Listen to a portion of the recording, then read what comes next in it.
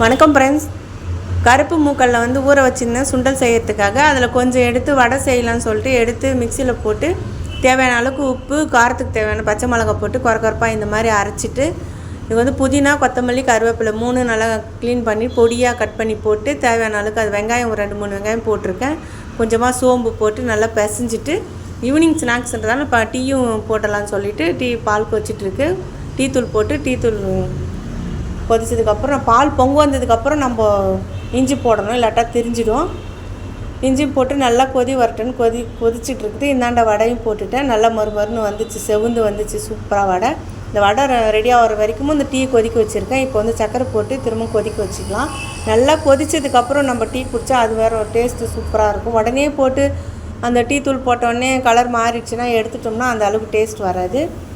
இந்த வடையும் ரெடி ஆகிடுச்சு. இப்போ டீயும் கொதிக்க வச்சு ஃப்ளாஸ்கில் ஊற்றியாச்சு.